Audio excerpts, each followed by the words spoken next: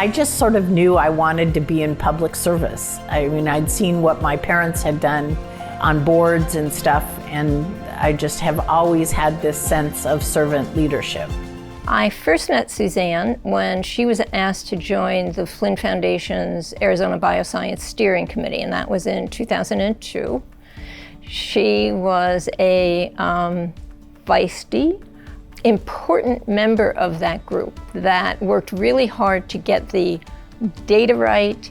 I've known Suzanne for probably 35 years. I met her through her father, Jack Pfister, who was an iconic leader in Arizona's business community. And Suzanne's been following in each and every step of his until she surpassed him. I first met Suzanne Pfister in an interview.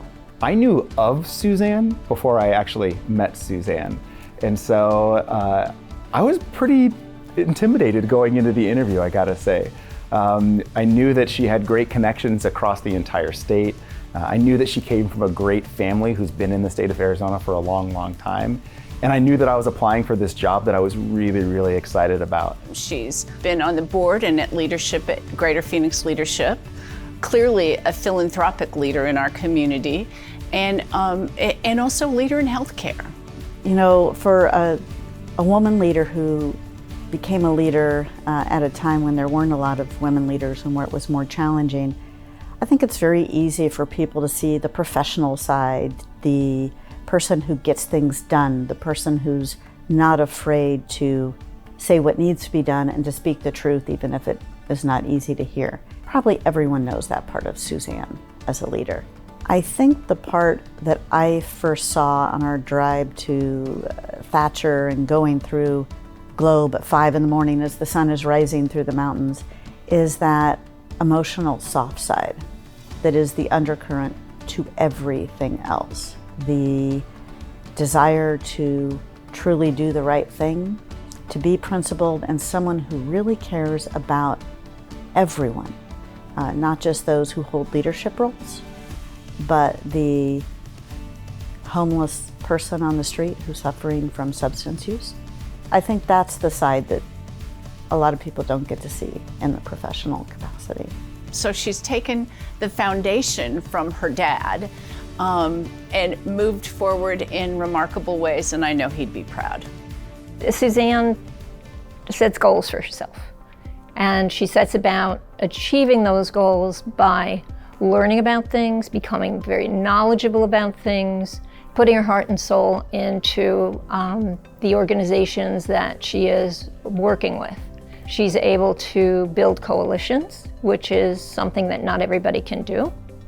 And she's fun. I remember sitting in the back of a Senate Health Committee hearing with her when she was at Dignity and I was in the healthcare space, and we just sat in the back of the hearing room and made fun of people for the whole thing. I mean, she has a wicked sense of humor. Very serious, but she's someone that I've just sort of known and evolved with through all of our different iterations, and there have been quite a few of them. She's a really caring person. Don't be afraid of being different.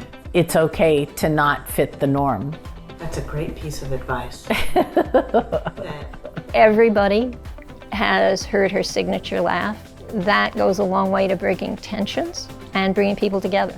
I think there's multiple Suzanne Pfisters, right? Like, I don't know how she oversees a health foundation, like basically the largest health foundation in Arizona, how she manages to keep such close contacts with so many people throughout the state.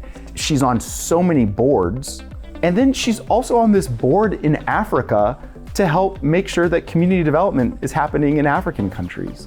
Use 3 words to describe Suzanne, and so I thought about it, and she's relentless and she's hardworking, but really she's that Nike commercial, just do it. Articulate, determined, prepared, but most of all fun. She's tenacious, she's a connector, and she cares. Principled. Everything about her leadership was principled in trying to do the right thing. Doing the right thing in being a servant leader, in working with communities, standing up to those who didn't. So that might lead to another one, courageous, speaking truth to power, courageous in trying new things, not being afraid to fail. The third one would be tenacious, doing the work and seeing the goal and working towards it no matter what the hurdles. Say a few words to her directly, what would you say? Thank you. Thank you for the mentorship. Thank you for the friendship. You have so many people across the state, more than you'll probably ever know, who you have influenced, who have a piece of you with them. They might not always realize that, but her legacy is embedded in this state forever.